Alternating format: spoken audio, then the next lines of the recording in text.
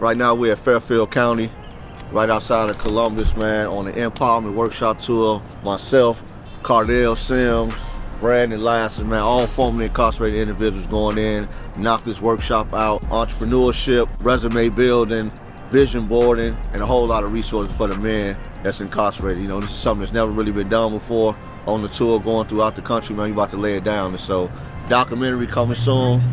Peace. How many of y'all got a vision for yourself when you get out? Vision, put your hands up. You got a vision. What you know you're gonna do when you get out? I said, well, I'm gonna get back to what I know. I'm going to treat my incarceration like I'm in school. And that's exactly what I did.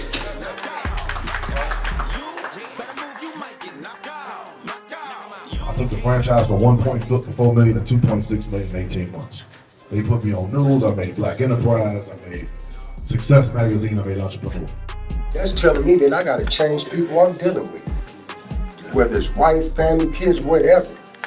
If you go to jail and you're incarcerated for doing something wrong, and they take you away from the community for so long, and then split you right back into it. If you're out there without any type of social skills or survival tactics, how are you gonna be expected to succeed? Well, out of all my time of being incarcerated, I've never had this experience. I've never had other guys that was incarcerated that has become entrepreneurs, role models. I've never ran into you guys. Hope. I would describe this workshop that's going on with you guys as hope. The reentry workshop today, I think it was really good. Everybody was so captivated by what was going on. I probably could have told the CEOs, like, you know, go have a seat. The reentry tour that we just did was phenomenal. All it takes is that spark. That is our jobs as leaders and speakers, is to empower them. And that sparking that is going to make them want to change, you know? So that's the best opportunity. You guys did phenomenal. You're interactive, you are real with them. And I think that we need more people like you doing that, because that's the only way for them to relate.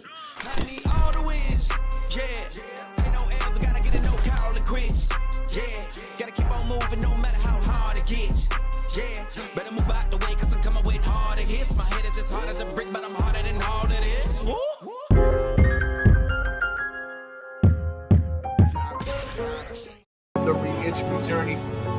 What would be one word to describe this journey? Heartache. Enriching. Gratitude. Unapologeticness. Hope. Elevating. Passion. Resilience. I say transformation. Determination. Intention. My word is compassion. Rebirth. Intentional. It's bigger than just walking down your probation and parole. It's changing your mindset, lifestyle, and never returning to prison again. It's the reentry journey with Cardell Sims.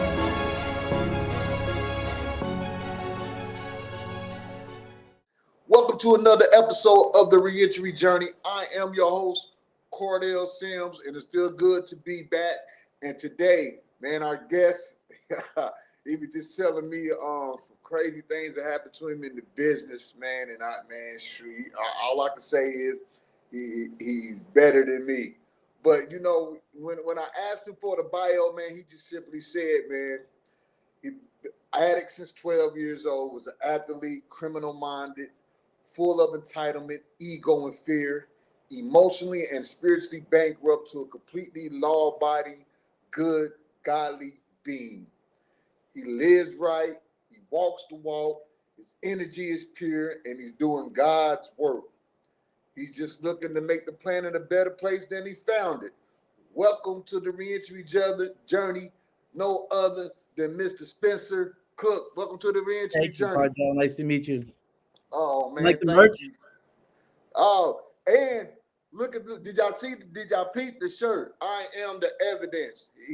Man, and we were just talking about that. We was talking about how, you know, only those that walk the walk and been through what we've been through and coming out can really feel that I am the evidence and see I am the evidence. So man, I appreciate you being the guest on Likewise. the reentry journey. Welcome to the reentry journey, Mr. Cook. Thank you. Yeah. You know, at the end of the day, like as Go human ahead. beings, we just all want to be understood. you know, to some degree, you know, some more than others, but you know, being able to connect with other people and know what, you know, we walked a similar journey. You know, sometimes words don't even need to be there. You could just like, yeah, I know where you've been. You know where I I've know been. where you've been, right? True indeed. So can you tell me about your life at 12 years old? What were some of the experiences that shaped you during that time? A lot of instability, a lot of anxiety. Ever since I was young, my father had multiple sclerosis, and he always battled health issues. And my mom had cancer multiple times. And you know, when my mom was half alive, my dad was half dead, and when my dad was half dead, my mom was half alive. And you know, but I came from a middle class area, middle class society. From the inside, everything looked good. You know, far more people had it worse than I did. But I guess it was just, you know, from the beginning it was fear.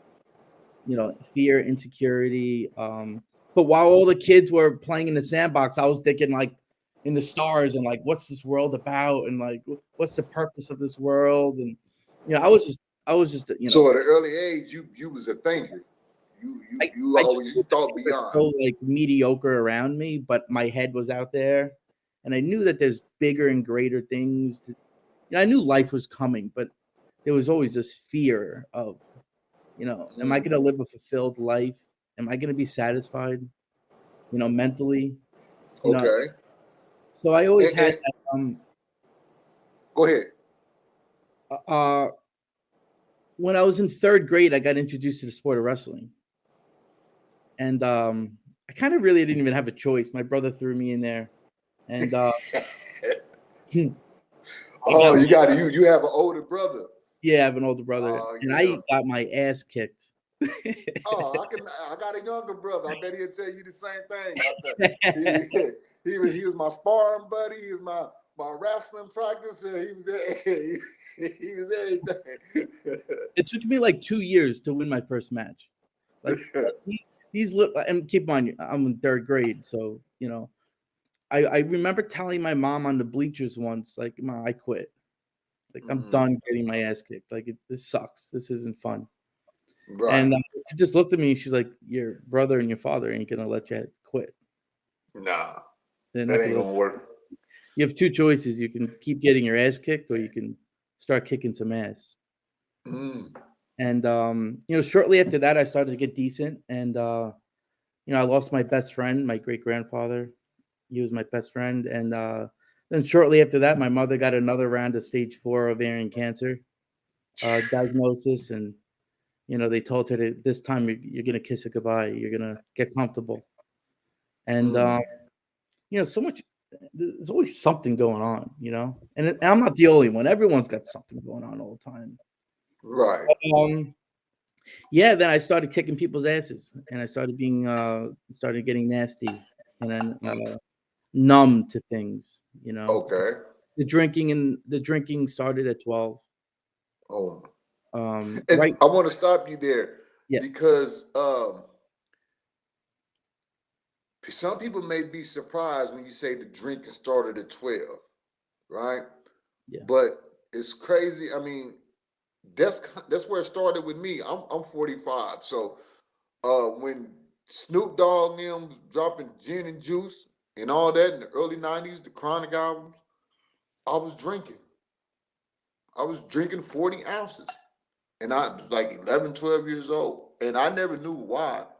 But you know, as I got older and start dealing with, you know, past trauma and, you know, and things of that nature, then I started to understand why I was drinking like that at 12, 11, 13 years old, in between that range. Do you feel that the drinking was an avenue and the wrestling was an avenue for everything that you were going through at that point in time? Because I came from the projects, and yeah, you know, I grew up in an alcoholic household. My mom was on drugs, but to go through and have to deal with what you're dealing with at that time with your parents, as far as especially the medical issues, that I can, yeah. I think to answer your question, at 12, I don't think I had a straight agenda. I think Okay. everything was just whatever came, like throwing enough shit against the wall, something will stick. Stick. I didn't know what I was. I was confused. So I didn't know if I was an athlete. You know, when I came into high school, a little fast forwarding into like 11th, 12th grade, I didn't know if I was an athlete, a drug addict, an alcoholic, a drug dealer. I couldn't figure it out. So I just did everything. Like, So you was all of that wrapped in one. I just couldn't. That was the frustration too, is not knowing who the hell I am. Right. You know, and especially because I crave some sort of intellectual stimulation, I can't even figure out who I am. So it's frustrating as as a kid. But I wouldn't say I was drinking 40s at 12. I would say like I don't think I was a real drinker at 12. I think it started at 12. But once I started to get into high school, that's when it started to get serious. Okay. Because the level of athletics got higher, but the drinking and the drugging got higher. And nothing wanted to give. The alcoholic didn't want to surrender. The drug addict didn't want to surrender. The drug dealer didn't want to surrender, and the athlete didn't want to surrender. Right. No So one what was it surrender. like as an athlete trying to juggle all that in high school? I just knew that in order for me to keep my my shtick going, I just had to be a good athlete, because if I could convince myself I'm a good athlete and I actually won, then I could convince myself that I can be a drug addict and an alcoholic because I'm winning. Because you're winning.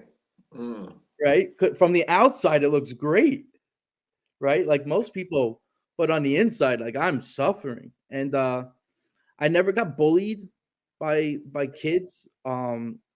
Kids weren't that dumb.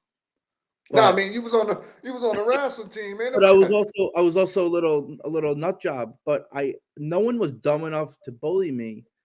But for some reason, I did school. I only went to school to wrestle. The school did not stimulate me at all. My favorite subject was lunch. Did y'all get to leave the school to go to lunch, or you? Yeah. Okay. Yeah. Thank God, because because when I went to school with water bottles filled with vodka. Oh wow! But then by the time lunch came, the vodka was gone, so I had to leave school to go get my other fixes to come back into school. My only problems in school were actually I was actually bullied. But not by students. I was actually bullied by a couple of administrative people and some teachers.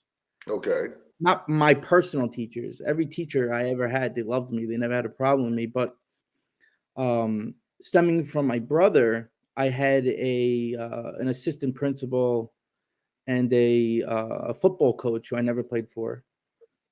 And they literally were like, in today's day and age, with how it is with bullying, they would be in jail.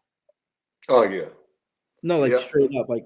No, I know a couple. I know a couple teachers like that too.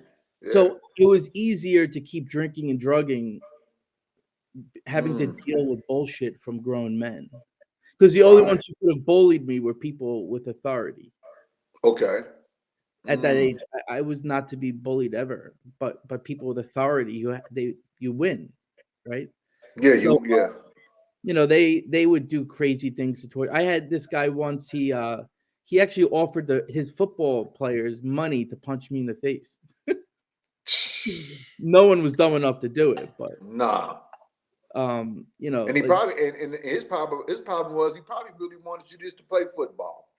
Well, I never played football in my life.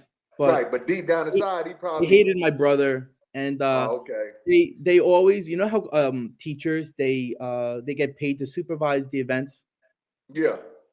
So this football guy, he was at every wrestling match. And I slammed people. I literally was, I'd say, the top second best athlete in my whole city's history. Okay. In my school. So you know, it burned him every time I had my hand raised. And, you know, it was just, I was a child. Right. Dealing with the anxiety of having these adults bully me in school. But I refused to not show up because I knew that wrestling was a piece of me. It was a part of me, you know? It taught me a lot about life and how to get through. The best part about wrestling is you can't blame anyone if you lose.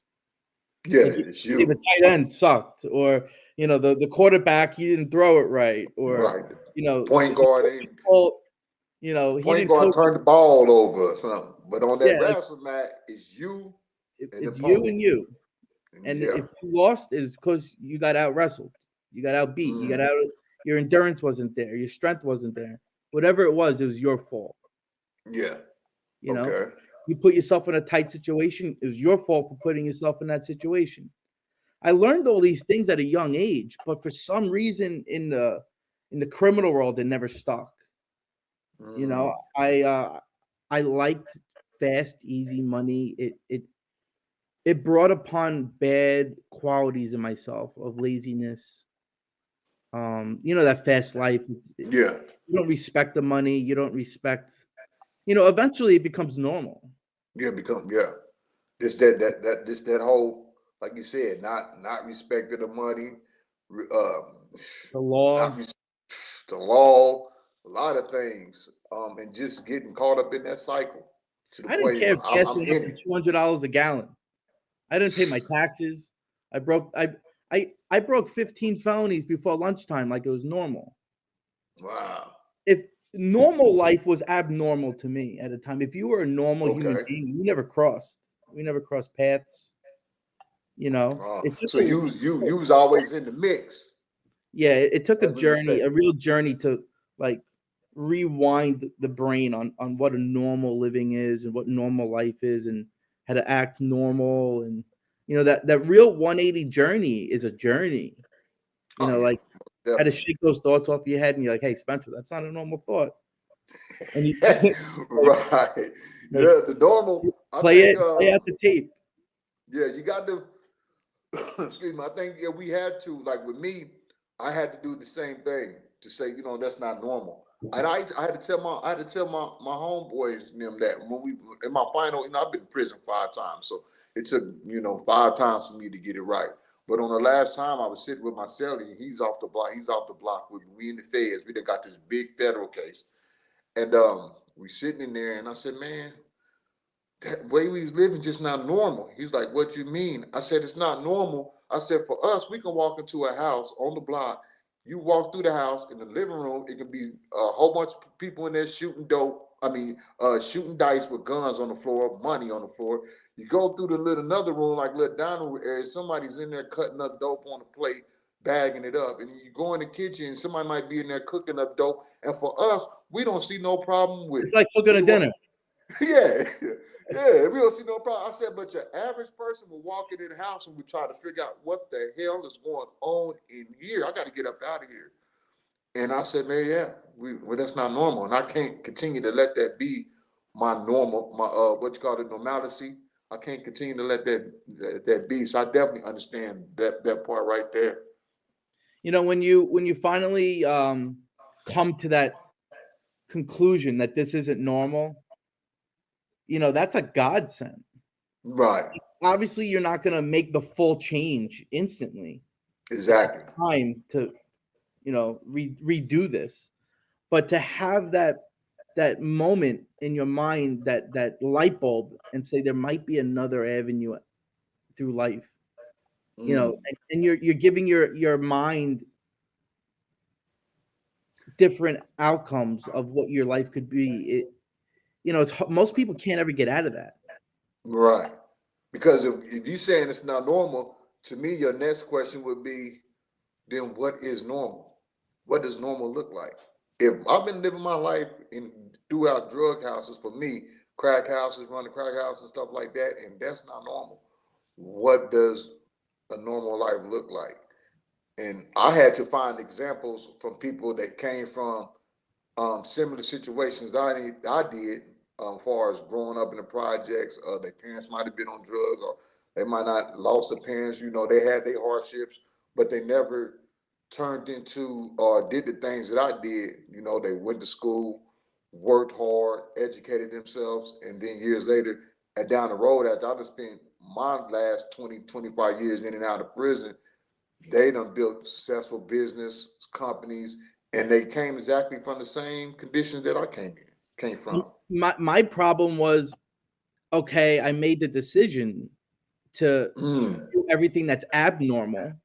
Right. But who do I have in my circle to show me what to do? Because my whole circle is everything I don't want now.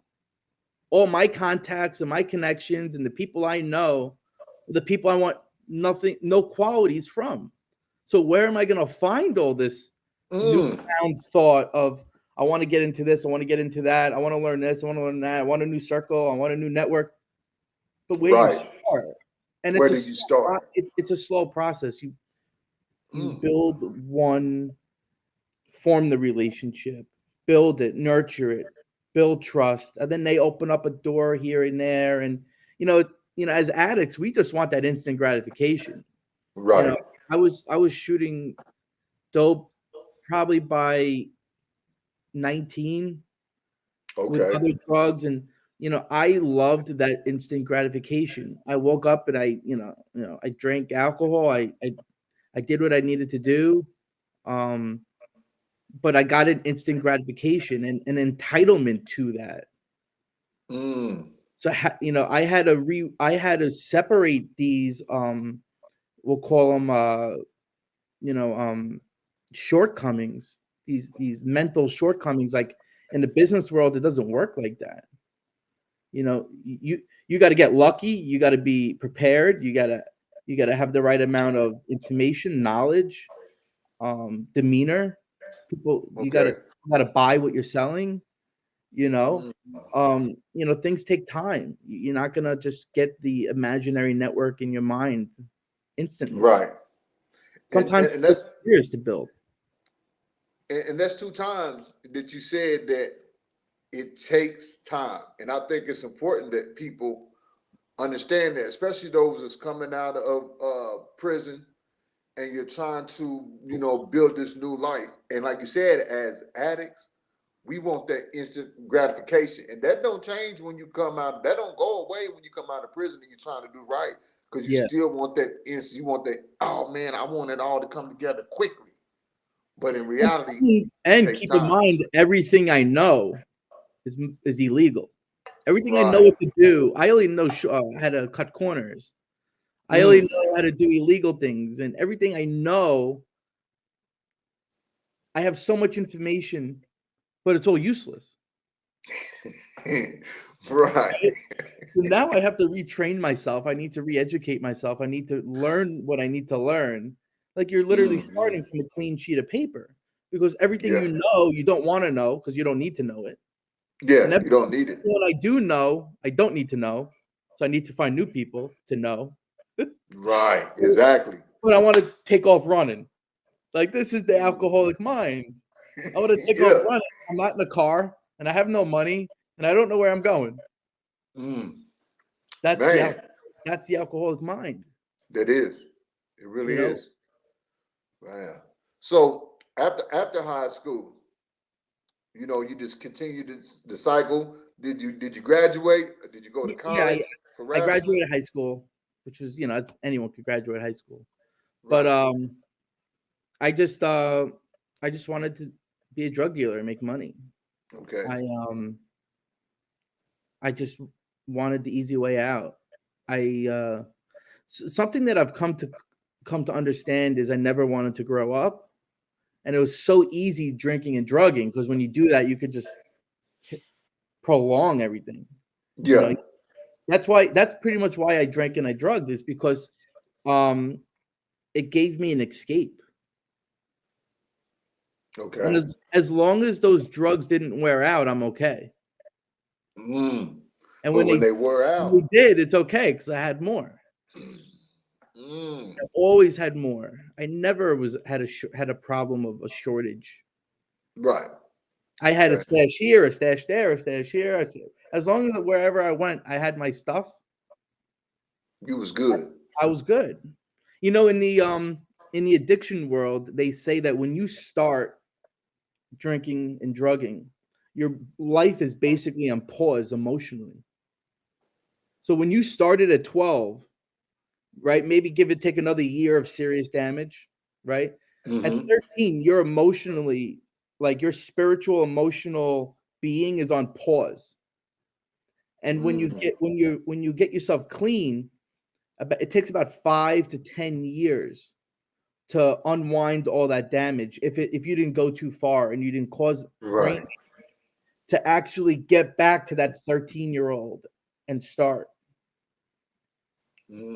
This is like known in the medical world. It takes like almost a decade to unscrew yourself and get to that place where you started again, which is when it all started. When it all started. Right. You're going back. What's the guy's name? The motivational speaker, David Goggins. You know what I'm talking about? No. Oh man, you gotta check him out. He's ruthless. David Coggins, he's the mentor of the Marines. Oh man, but he says that's the point. What drove him to become where he at, because his father, he had an abusive father and stuff like that, and he calls it the point of interception. What you're talking about, like he's like, when you start getting yourself together, you go right back to that point of where you started tearing yourself apart at. You got to go back there and face that, and there's where it goes. So I most definitely agree. So your prison experience, that's the first time you went to prison? No, I've been in and out. In and out? I always bought my way out because it was always the state. Okay. And you know the state. If you got money, and you're not dead to rights, you got away with it. You got away with it, right? Yeah. But no one beats the feds. But when the feds came, that was a different ball game. Nobody beats the feds. Nobody. They'll indict a ham sandwich. Man, what? It was some man. Yeah, that man. If you had anything, if you had a handshake with somebody, if you have any knowledge of anything, you're going in. That's it. You're indicted. Make your deal. Don't even fight. So, do you think if you would experience the federal, because this is what I felt like after enduring while I'm experiencing the federal system. Like I said, I've been to the state system 4 times, and I beat some cases in the state as well. So I'm like, oh yeah, if this like state, I'm cool because they ain't got nothing on me. I didn't know nothing about ghost dope. I didn't know nothing about money getting equivalent to drug amounts. I didn't know nothing about that until I went to the feds. And when I was going through that process, I was telling myself, like, if I would have went through this process my first time going to prison, I probably would have never got in trouble again. You think that would have been it? I think that would have been it. Just because of the seriousness. The feds is just like, it's serious. Well, they put, there's about 200,000 federal inmates in the system, give or take 20, 30,000. Yeah. In the state, there's close to like 2.5 million. Right. So the feds are using serious resources, serious people. These people make serious money that come and get you. Yeah, they do. So, it takes us. You're a special guy that they're putting special resources on to get you. It took them a while to find me. I put up a good fight on who I was, but at the end of the day, there was a helicopter above my house and my block was cut off, and I went away. My neighbors thought at the end of the day, kid isn't so good anymore. You know what I mean?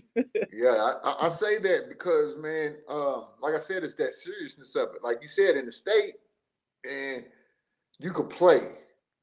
You play with them, and then how I knew it was serious because I was so used to in the state. In 6 months, I can wrap a case up in the state. Man. In the feds, your 80th co-defendant. Got superseded in now. You got getting superseded. Man, before I even got a sentence, it was 3 years. I was secretly indicted for like 6 months and I didn't even know. Wow. The day that they Yeah. arrested me was the day Oh yeah, that's how they did us. everyone They un- else was in, and I was the last one to come. No, they came. They unsealed the indictment on us. You know All what at my one judge time. told me? You know what my judge told me? When she told me how much time I had, I said to her, I can't do that. And she told you in months. Yeah. And you know what she said to me? Well, before she said that, she said, Mr. Cook, if I can give you more time, I would. You Wow. destroyed our communities. My case had a lot to do with the dark web and internet and stuff like that. But it started out as, Mr. Cook, you destroyed our communities. Mm. And that was big for me. Like that was when a little bit of reality was starting to hit me. Like, this isn't going to be good, because all this time I mentally convinced myself I'm getting out of this with a short amount of time, because that's how I got through it, being in prison and jail and no bail. But when she started with that, that's when I knew, like, shit's about to hit the fan. And then when she told me, I said, I can't do that. And you know what she said to me? Do as much as you can and then kill yourself. Damn. The judge said that? Yeah. She said, hang up. She said, man. do as much as you can and then hang up. What does that mean to you? Oh, that means kill yourself. That's what that means. So I went every day in prison. I went into prison right off the bat as a pissed off little 17-year-old, right? Like I'm the victim. Right. Right. So it took me about a year and change to make the change in prison. But I was drinking, drugging in prison, playing the whole politics game. Yeah. And that's another thing. I went every day of my prison career on that bid. I ended up doing probably around 7 years on that bid, from all said and done, after everything, but real time. But I went every day. Thank God she said that to me. I needed that. Like, those words never left my brain every single day that I had to do in prison. And I woke up every day saying, I'm going to kill myself if I mentally can't do it today. I'm going to listen to her. I'm going to give it my all. And if today is the day where I'm done, I'm just going to hang up. And that was the beginning stages of me learning how to do one day at a time. Right. Right. Like, I was doing a program, which I'm in now. I was doing certain steps of a program that I didn't know I was doing, but I learned how to really live, like, one day at a time. Sometimes in prison, things got so crazy, we had to go one 10 minutes at a time, because we didn't know if things are going to hit the fan. The knives are out. Oh yeah, but man, what I mean? I was in USP Leavenworth. Man. You know when things, when the things can, like, heat up and get out of control, and then at a drop of a dime. Yeah, so you don't know, going into the showers with your boots on, and you got a knife in a balloon under your tongue, and you're like, you got to be ready. It's a war zone. A war zone. I mean, a war zone. Soon as the 5 o'clock in the morning, they child and doors open, you up on your feet. War begins. War begins. Like, we live to have another day. Yeah. And then on the transfer days, when new people coming in, the whole energy change, right? The whole energy change shifts. It's like everybody's on standstill. Oh yeah. We are okay. Who's coming in? You can cut that tension with a knife. Yeah, that tension there. And I remember when I first walked in the Fed. I mean, it was different in the state. When you walked in, when I went to the only thing that was my first case in the state, when I went to prison in the state, it kind of almost prepared me for the feds, because I was in Missouri called the Walls. It's closed down now, but the unit that I was in Leavenworth was built just like the first time I came to prison at the Walls. except for they took out the bars and put the door in there, but it was still the tiered up. You could tell that they put. You could tell it was 5 tiers probably back in the day, but they added a level floor after the second tier, and they separated. You had a B lower and a B upper. The B lower was like an honor dorm, but the B upper was like gladiators. You know, so I went in there, and just to walk through that door, because in the state when I was going, when you got onto a new yard, mostly everybody is standing on the yard. So you walking down the yard. Yeah, they want to know who you are, where you came from. Who you are. Where's your paperwork at? Everything. Yeah, your paperwork. So when I got the level work, they didn't stand on the yard. You got that interaction as soon as you went up the steps and walked into the unit. So as soon as you walked into the unit, everybody's standing there. Then you know you got the people. What's your number? 045. So you get. Oh, you're at 053. Come over here. Come to this group until we vet you out and we like you and we want to see how we can use you. And my first experience was, the racial divide is big inside of. They gave me a cell, and it was with an Aryan brother. That was my cellie. And this is when I knew this is going to be a wholly different than the state. Did the people that were in your car, did they give you shit? No. Did they put a battery in your back? They didn't let me go in there. Oh, okay. Not only the Aryan brothers, but our car, the Kansas City. But we walked to the cell. They was like, "What's your cell?" They was like, I gave them the number. I was walking around. They was stopping people in the car, like, "Man, who's in do we own that cell?" I'm like, "Do we own the cell? What do you mean?" They're like, "Who's in cell such and such, such and such?" And then we get up there and we walk in there as a white dude. They was like, "Oh no, this ain't gonna work." And he was like, "Nah, this definitely ain't gonna work." He was like, "This definitely ain't gonna work." Something like, "What's going on?" So if we go down to the guard, you know what I'm saying, they got the spokesman for your car. He take you down there. He's like, "Hey man, that got him in the Aryan brother cell. That ain't gonna work." They like, "Find him a cell." I was like, "Oh, nah, what is going on?" This how this ran, and the guy was like, "Man, welcome to the feds." So I had a cell with a guy. And then you got the shot caller, and the shot caller's guys. They're gonna put batteries in your back, and they're gonna try and see what situations you can make. No, And he was like, "Where's your paperwork?" It's such for the real world, it's such useless shit. That part of the game was so useless. It was and pathetic. It was so useless. That's why I said I probably wouldn't have. That whole experience, if that would happen to me the first time I went to prison, I'd probably been like, "Nah, I'm cool on that." Yeah, this shit's whack because they got nothing better to do. Nothing better to do. That shit's all the way you act. Walking around. Like, what can you really do in prison? We can gamble, we can drink, we could do drugs. You got the guys who make food, right? They got everyone's got to hustle. What else can you do? Like, yes, you can learn. You can get your head in. You can get to a library maybe once a day for an hour. Yeah. You can figure things out and manifest things that don't exist in our mind of what we're going to do out there when we get out there. We can put things on paper, but there's really nothing productive to do. No. But if you get your head in line, you can be as prepared as you can be for the real world. Exactly. Right? There are experiences that I take away where I'm just like, I thank God I had that experience. Like there's things that you can find if you search for them that shape you in a great way.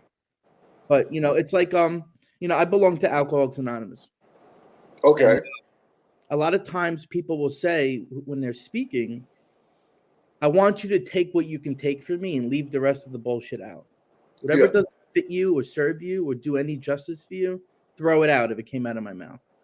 But if there's anything you can take from me, use it." Use it. That's what I did, when I was in prison. There's a lot of things that I use. I'll tell you a story. I stabbed a white supremacy leader because I was bored and the drugs ran out. Yeah. And I said, "You know what? I'm going into the solitary. I'm going into the shoe." So you're going up top, right? I need to go up top. I'm sticking. The drugs are gone. I'm done. So I ended up getting 9 months in solitary confinement. With the 9th floor, you eat, sleep, shit, shower in one cell. One cell. That's it. And this is like a nice turnaround in a story for the perception. So after about 2-3 weeks, I'm starting to lose my mind. You know, like when you're laying on the bed and you feel your brain and your mind leaving your body, and you're like, please come back.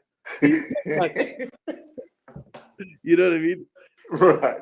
You're like, I want to keep it together one more day, you know? And being in solitary sucks because you can't kill yourself. You know, the judge who told me that I could always kill myself, I couldn't kill myself in there. No, so that was a punishment.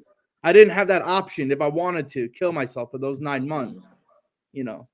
So I tried. There was my last name is Cook, C-O-O-K. Okay. This officer who was like 7 feet tall, big Puerto Rican dude, probably 300 pounds. His last name was Officer Cook. So when he served me my lunch, my 2 meals for the day through the glass, I would always make jokes with him that we're brothers from different mothers. Right. What's up, bro? I was buttering him up. So I gave him a piece of paper and I said, hey, go outside. Go outside and find this guy. He'll give you money. Bring me in Johnny Walker Blue. And I heard, you know how you hear stories in prison, but you don't know if they're true, but you believe them? Yeah. So I believed that he was that guy, that he was going to bring me in what I wanted. I offered him an obnoxious amount of money, and he looked me through the glass and said, I got you, Cook. Sold me. So for a half a day, right, from that lunch, the end of lunch to night, I'm pacing my little dungeon like a sick dog. My imagination got so wild. I was tasting 30-year whiskey in my mouth before it even got there. Before it even got there. Before it even got there, I was tasting it. I was having like the orgasms of an alcoholic. Right. Because I knew I just conned my way on the 9th floor in the most locked down place in prison. I just conned my way again, like I always did. Right. Right. Took the easy way out. I just manipulated another one. And the next day comes, I couldn't even sleep thinking about it. Next day comes, he gives me my lunch. He says, when I take your tray, I got you. Now I'm on a whole nother high horse. Now my delusion is turning into a reality. Yeah. Right? I give him my tray. I didn't even eat the food. I didn't want food in my body because I wanted the effects to be even higher. Right. And he comes back. He opens up, the tiny little box that, with the lock. He opens up my door. Yeah, open it up. Yeah. And he throws me the blue book of Alcoholics Anonymous.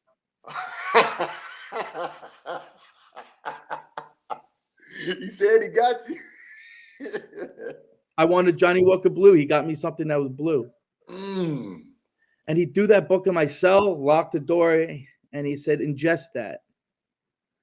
And I threw the book against the wall, and I called him every derogatory name under the sun, just begging and hoping he would open that door so I can kill him. Like, I would have fought 10 of them. I would have went down. I was so angry. And that book stayed there for probably like 3-4 weeks. And eventually my boredom got so deep that I read it. Yeah, I'm about to say, eventually you're going to pick it up sitting inside the hole. Yeah, by the time I got to like page 6, I just felt like this whole book was written for me. There are people, like if someone wrote this book, they understand me. There's someone out there who understands me. Yeah. It's possible. Exactly. Because I felt alone and no one could ever understand what's going on in here. Right. There's no way you can possibly understand. I was so closed off to that thought that someone could even know what I'm going through right now. Like, I'm a sick dog and I need drugs and alcohol. And no one understands. Can't nobody understand what I'm going through. Yeah. Then and by the time I finished those 9 months in solitary, when I walked out back into general population, I didn't even feel like I was in prison.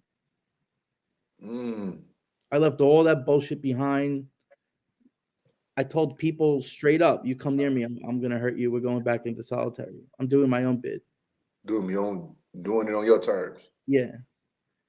So looking back, what do you think about your addiction now that you might not have before? What do you understand about your addiction looking back now that you didn't I understand understand before? that my addiction comes from straight fear and anxiety. My addiction comes from not feeling like I'll ever get enough. But that's managed on a daily basis. I don't Okay. have, in Alcoholics Anonymous, we have these promises. And if you actually work a program and you put every fiber and being in this program, these promises will come true. Every one of these promises came true for me. Financial insecurity, everything. We would not regret the past nor wish to shut the door on it. You work a program, eventually these crazy theories come true. Yeah. And you learn to find yourself on who you really are and your purpose. And you learn that what you really wanted in life all these years, you never really wanted. Right.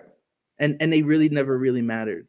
Didn't matter. I was just about to say that. And then you got to come to terms and forgive yourself with going so long chasing things that you never really needed. And then when you can do that, you can forgive yourself, and you touch on forgiveness all the time is, what is forgiveness? Forgiveness to me is like relief. It's being able to literally like go to another place in your head and not think about something anymore and be okay, and it's this form of, I don't want to use the word, it's almost like tranquility because it's not on here anymore and you're not dwelling on it and it's not taking up real estate up here. And you're able to move on with something else, and when you can forgive yourself, it's almost like this universal like the light bulb comes up. Yeah. And you wonder like why that seems so easy. Why did I turn that into a war? You know what I mean? Like that, it's so easy, because you just got out of it. And then you tell yourself, why couldn't I just do that with everything that's wrong with my life? Why couldn't I just learn to, love myself and forgive myself and, love and fear, they can't coexist. No. They're not mutually exclusive. You can't engage in a relationship or a person or a thing at the same time with love and fear. They literally, it's oil and water.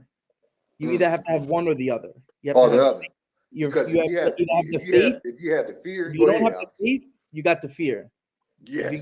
It's either one or the other. You can't walk into a situation. It's like walking on that yard. They smell you. They sniff you out. They know exactly what you got.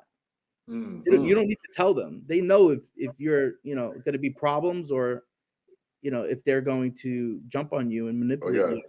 They know if you are going to stand on your own or they're going to take advantage of it in whatever capacity taking advantage of to them.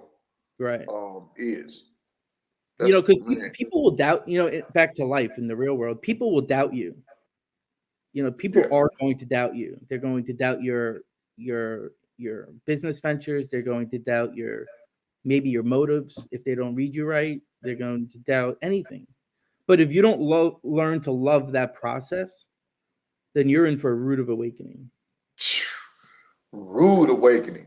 Because especially us, hurting the people that we hurt or done things that we do coming out, and we have this awakening, and like you said, people ain't, man. They're not having the same awakening as you're having. Yeah, they're not having that. Hey, no, we know who you are. That thing. We know who you are. And time and patterns. Patterns of change behavior. People buy that. They don't buy I'm sorry. No, they don't. No, it's not that easy. They ain't buying that at all. Yeah. So what advice would you give to someone struggling with similar challenges or seeking to turn their life around? You just can't ever give up. You can't stop. You have to have a positive mindset because there's so many challenges out here, especially that I've personally faced. I pay higher car insurance because of my criminal history. For real? Yeah. Who you got? I'm glad I ain't got them. There aren't that many of them. No, I got State Farm. They don't mess with me like that. I got a whole insurance package. No, State Farm was robbing me. There wasn't a single company out there that wanted anything to do with me. Man. And the way they get you is by taking advantage of you financially. I've been denied loans that What about credit cards? Credit cards in the beginning. Yeah, even though I got one. Even though I didn't have a financial crime. Oh, I did have a red flag. The guy at the bank told me there was a red flag out on me because I used what's that company called? What's that company you use to send money? MoneyGram, Western Union. One. Western Union, yeah. I'm banned from Western Union for life. Oh no. They're a financial institution. So, you know, in the banking system, you know, I once got denied for a business account. Oh wow. Who wouldn't even take my money? Like people on the outside who don't have criminal histories, they're like, come on, I don't believe this. Walk with me to the bank and let's open one up together and see, and you can see this for myself. Let's see. Yeah. What else happened? Oh, I had $250,000 in my possession with a friend of mine, legal money, and we were gonna buy a franchise. A Serve Pro, I believe. It was one of those types of companies. Yeah, Serve Pro. Yeah, one of those types of cleaning companies. Denied me. They wouldn't even let me buy into a business. Because of your criminal history. I had the money. Wow. I have the motivation. I have the talent. But all these things are really blessings in disguise. Mm-hmm. Because the universe is far more sophisticated than some guy in an office denying me, stamped, denied. The universe, when things don't happen for you, it's the universe realigning what you're supposed to be. Oh yeah, I like that. That's an important message right there. Yeah, and if they don't happen the way you concocted in your mind on how it's supposed to happen, that's just supposed to be great. Okay. There's this guy, Jochum. I think his name is Jochum. He's this military guy. I freaking love him. Ex Navy SEAL, motivational speaker guy. I think his name is Jochum. I hope I'm not butchering his name because I really like him. But there was a segment online where one of his commanders were coming to him. They would always come to him for advice. And this one guy, his answer to everything is good. It's like a hardcore dude. Good. My wife just divorced me. Good. I just lost all my money. Good. This is, we're not getting the equipment we need, and we're, good. His answer is just one word, good. For when people come to him with problems, it's always good. And one of his command guys went to him, and they were giving him a problem. He's like, you know what? I know what you're gonna say. I don't want to hear it. And he's like, what am I gonna say? And he's like, you're gonna say good. And he's like, yeah, because from all these bad experiences, something good comes from it. And I'm just jumping to the end of the line to tell you that good is going to happen. But you can't stop. You can't ever stop. You got to just keep pushing, because eventually you're going to find your niche. You're going to find your purpose. You're going to find the answers. But if you stop, you just lost. If there's a will, there's a way. Look at Martha Stewart. She's a criminal. Everyone wants to do business with her. If she's at your door, you're not going to deny her because of her criminal activity. No, sure ain't. So eventually you can get to a point where everyone knows your name, and everyone knows who you are, and they respect you. But that comes with earned. You got to earn that. You got to build something first, and build small. Start small. And don't be delusional like I was. Or running with no context, no right friends, no real network, and things take time, patience. Patience is the secret sauce for this world that we're in today. Most definitely. And that's one of the things I learned from doing prison time is patience. Yeah. That's one thing. So I got one more question, and this is the question I ask every guest on my show. If you had one word to describe your journey, this journey that you're on, what would that one word be and why? I think I would have to say existence, because life in its essence is like a profound journey of existence, and it's this constant dance of consciousness and perception and this dynamic search for meaning that we're all going through. And there's this inner fight going on in here, and we're fighting our truths and our experiences and our understandings, all within this universe, and at the end of the day, it's just all about existence. There's this huge thing of growth, understanding, passion, purpose, gratitude, and that all, in my opinion, is just all under one word. You want the word? There it is. Existence. Existence. There we have it. Cheers to existence. Cheers to existence. There it is. You are the evidence. You wearing it. You being it. You know what I'm saying? You're walking and talking, and I really appreciate that. What are your hopes and aspirations for the future? How do you envision yourself continuing to make it a positive impact? So I'm building an amazing company. It's called Sober and 40. It's a 40-day outpatient substance abuse program. Stems around a lot of behavioral concepts, emotional intelligence, cognitive behavioral therapy, mindfulness. And I built this really sophisticated program for complicated people. Right. So basically, it's an AI-based company, and I hired 2 AI PhD students, and my secret sauce for my company is my algorithm. So basically, what you do is you watch these micro video chapters, and they're all video based, and you watch them, and to get to the next video, you got to answer certain questions. Now, based on your answers to those questions, my algorithms will set up red flags, and depending on what red flags you trigger, we are understanding what you're struggling with, and our follow-up questions are custom tailored, geared towards you and you only. So this is a custom program for exactly who you are based on your monotones, your insinuations, your punctuation, your keywords. And my software understands exactly who you are, what you're struggling with, and no one can ever take the same program you take. It's an amazing program. It's changed so many lives. And this is the fuel that I get for continuing to pour my blood, sweat, and tears into this program, because I actually see it for myself. Right. I just had a woman with 11 years take my program of sobriety, 11 years of sobriety, and she told me I took her game to a whole nother level. And I'm just like, that's what I'm living for. That's what you're living for. That's my purpose. Exactly. to give people more clarity. That's what I sell. Like Gucci, they sell luxury, right?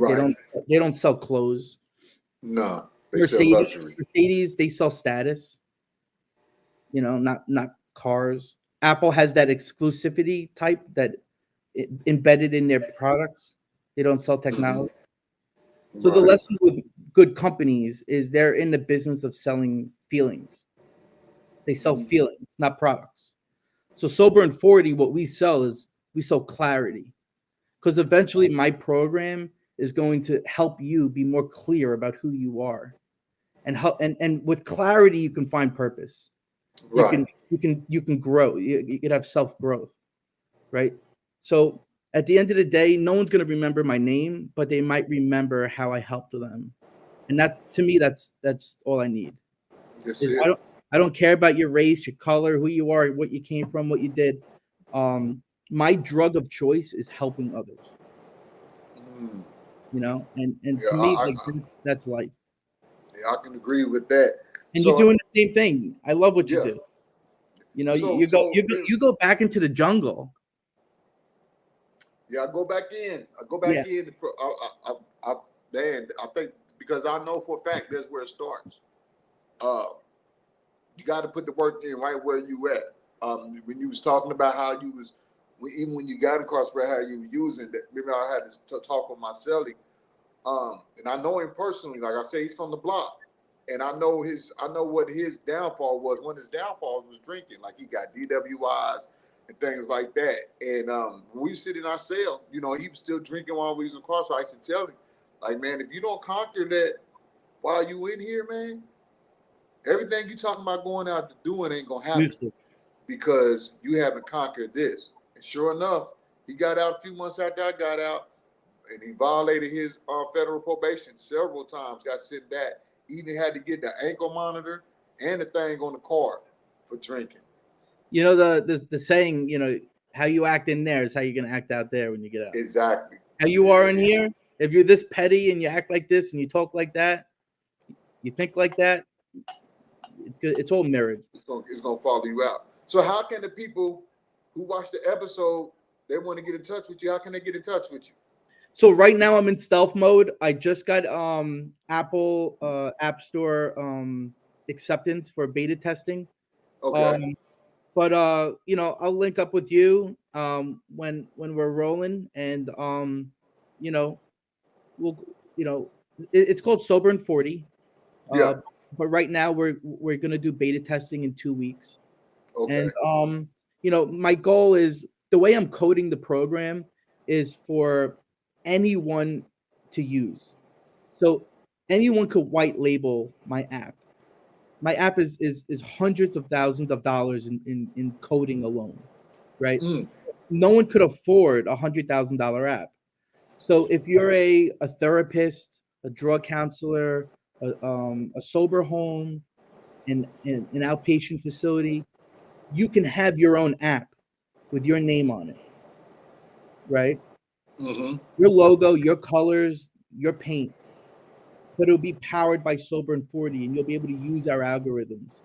And you can bring all your students, your clients into your own app, you know, your own personal app on the App Store where people have to download. None of these websites where you have your own course. Like, this is a very, very intricate program with real effects. So I'm coding it because I want everyone to be able to have it in this manner. I don't need name recognition. I don't need people to say, "Oh, that's Spencer Cook who created this." No, just get the effects from Sober and 40, and I'll be okay. That's what I live for. It's just to get the effects of what I produced out into the world.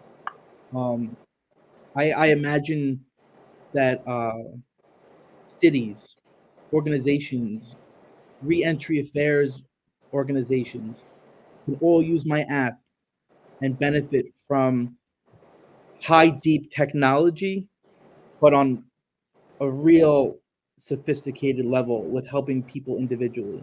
Because there's no one size fits all program for people. No.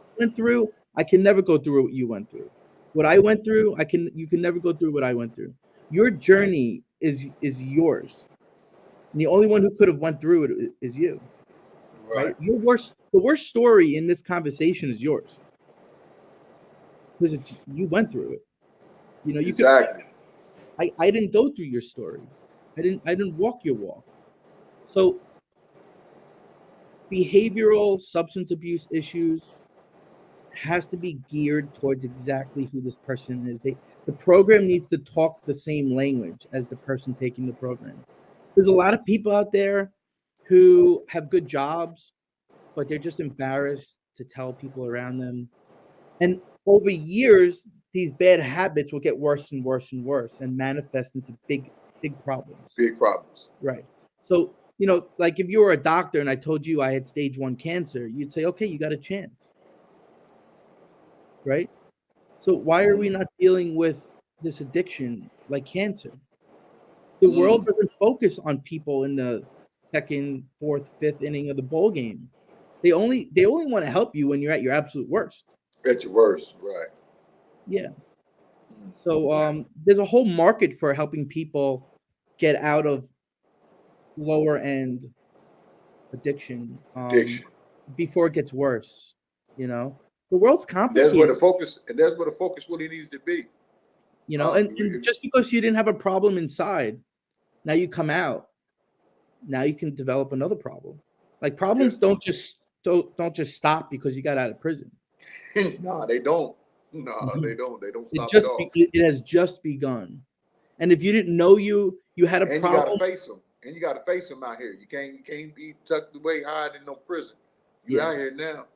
I know people from inside who I never saw them drink a drug inside. And then they come out and they're like drinking and drugging. And they just found alcohol. You know, and it's so easy to help someone change course in the beginning stages. Yeah. It's much easier. You can have better results. With my experience with helping people, you know, if you didn't get to deeper levels of an addiction and you let it, you know, fester for 5 to 10 years, you have a chance of reversing course. Mm-hmm. You know, but there's all these embedded behaviors that stem from all this. It's like peeling the onion. You know, you got to get to the core to get to the problem. Right. You know, you can't put a Band-Aid on a bullet wound. It's not going to help. You know, so understanding the deep-rooted causes of why we do what we do and allowing that person to understand it on their own. Not just saying, Cardell, you're struggling with this and this and this and this. You're not going to get anything from that. You have to see it and feel it and understand it on your own. You have to have your own light bulb moment. So my program helps you get to those light bulb moments on your own. You know? True indeed. Yeah. Well, thank you for being a guest on the reentry journey. Sharing your story, sharing the work that you do. I really appreciate it. Anything I can help out with, connect you with, or whatever, collab with you on or whatever. That'd be amazing. Open. Let's do it. Free to. I'm definitely gonna take you up on that on the app part because how you just broke it down, man, that's much needed. I know a lot of people that can utilize that way right there. So man, let's do it. I'll come out to you. We'll have dinner. Yeah, all right, man. Sounds good to me. All right.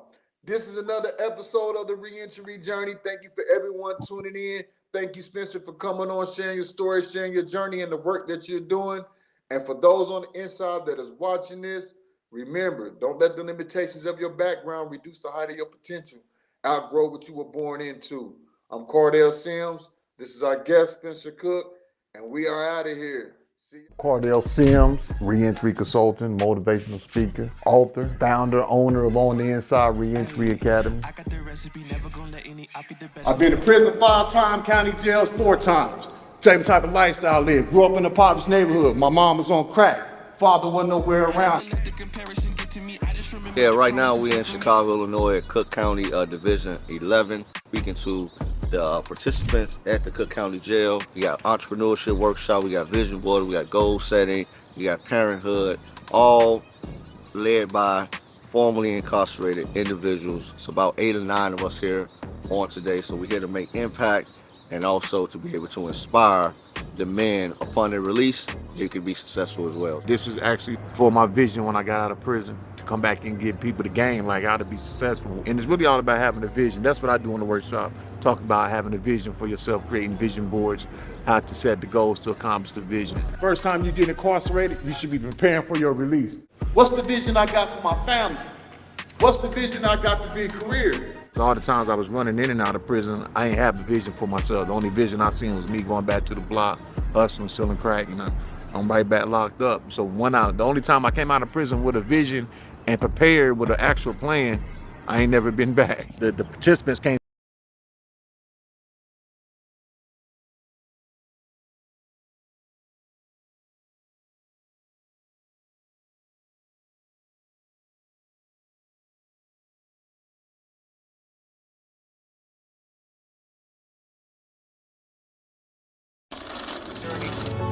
What would be one word to describe this journey?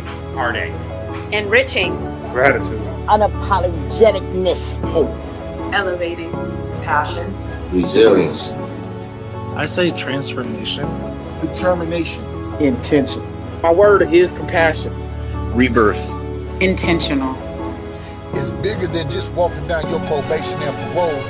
It's changing your mindset, lifestyle, and never returning to prison again. It's the reentry journey with Cardale Sims.